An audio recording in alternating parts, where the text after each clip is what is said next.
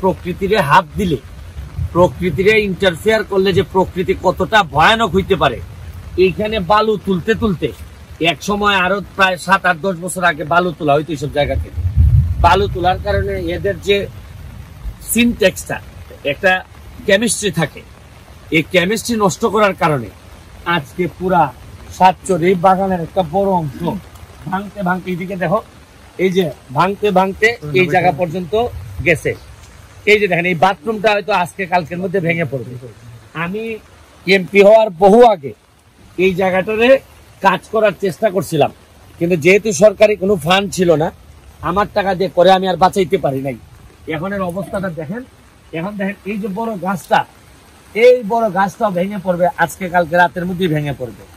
তারপরে আমি এই এলাকার যারা উপজাতি আদিবাসী আছেন তাদের জন্য আমি এই ব্রিজটা বানাই দিছি। দেখেন এখন এই ব্রিজেরও অবস্থা দেখেন, এই যে এই ব্রিজটাও, এই জায়গাটাও প্রায় যায়, এই জায়গাটাও প্রায় যায় দেখেন। এরপরে হয়তো ব্রিজটা আরো দূর নিয়ে যেতে হবে, আল্লাহ জানে কতদূর থাকবে। এই গাছ ভাই অনেক বড় গাছ, গাছটা কাইটা দিতে হবে, ব্রিজ ফালাই দিবে তো। এখানে তোমরা নাই, এটা দাঁড়িয়ে আসো, যাও, তোমাদের তো কোনো নজরই নাই দেখতেছি। এখনই আনেন, পিলার নিয়ে যাবে, পিলার নিয়ে যাবে, যান।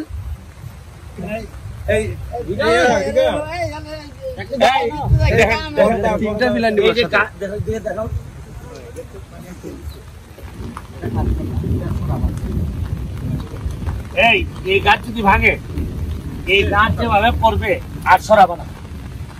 কেন সরাবে না আমি বলি, এই প্রেশারটা যেন আর এইদিকে না পড়ে। গাছের কারণে বাড়ি খাবে না, মানে এই প্রেশারটা এসে তো গাছের উপর পড়বে। কারণ আমি তো দেখছি এই মুখ যদি না বাসে তো তোমরা আর যাইবা কোন দিক দিয়ে? তোমরা এখন কোন দিক দিয়ে যাও? এখন কোন দিক দিয়ে যাও? তাহলে নিচে দিয়ে দেয় তুই আর কি নিচে দিয়া ওনান যা, নিচে দিয়া রাস্তা করে দেবো। আমি বলি এটা যদি জায়গা তো তোর ব্রিজ শূন্য হয়ে যাবো, এটা গাছটা এখন করলেই যেভাবে আছে এই গাছ উঠানোর দরকার নাই। তাইলে পানি খালি ইটে যেতে আমার নিচে তো না, পানির ফ্লোটা কম হবে। আনছে আনছে ভাই, একজন যান না, একজন যান। কই দা কই আনছে?